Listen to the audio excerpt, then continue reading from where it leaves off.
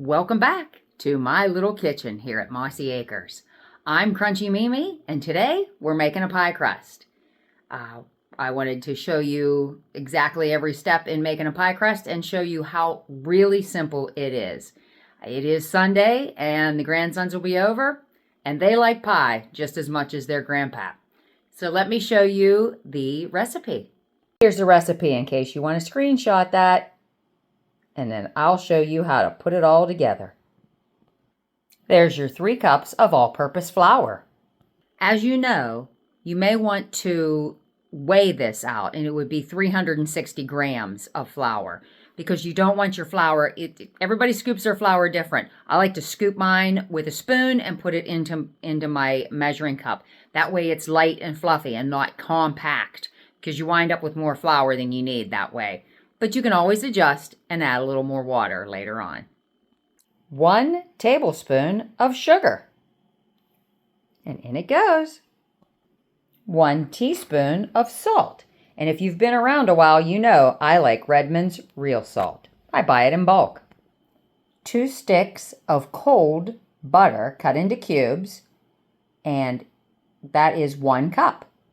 Now using your handy dandy pastry cutter, cut in your butter.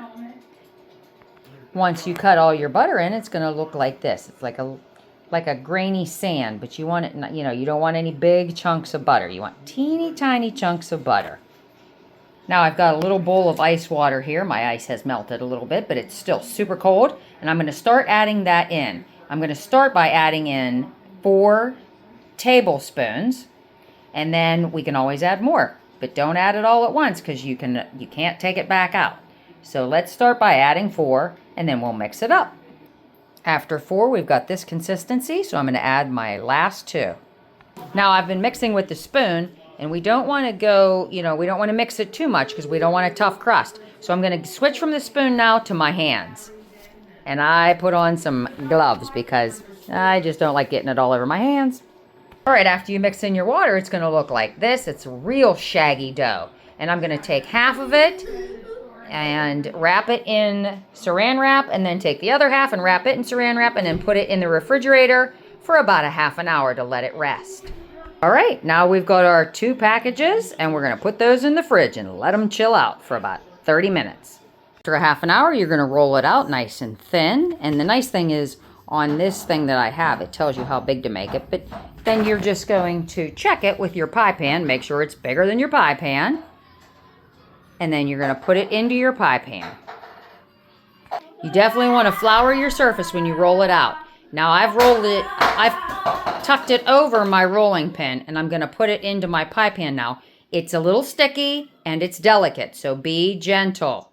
Now as you can see, I've folded it over and then set it up on the here, and then I'm going to just gently flop it over. Now we're going to press it down into our pie pan, and then we're going to cut off the edge. Then we're going to add our filling and our top one. Oh, let me get this all pressed into the pan, and I'll be right back. You always want to roll it so it's a good bit bigger. And then I'm going to take a knife, and I'm going to cut along the edge, out about here, because the edge of our pie pan is here. So you want to cut and just leave a little bit because you want to make your, your little fancy edging, but I'm going to cut that off, and then we'll put in our pie filling. And this is what it'll look like when you're done. I have 2 quart jars of my apple pie filling from last fall that I made, and I like a full pie, so I'm going to add 2. Before we add our pie filling, we're going to take a fork and we're going to poke holes in our pie crust so that we don't get any bubbles as it's cooking. So it should look like this now. Now let's add the pie filling. You're going to want to listen to the jar open. You want to hear that because you want to make sure that it was sealed properly.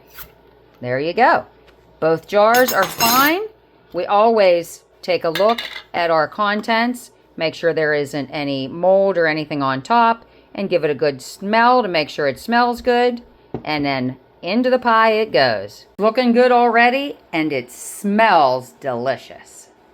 Now let's just roll out our top pie crust.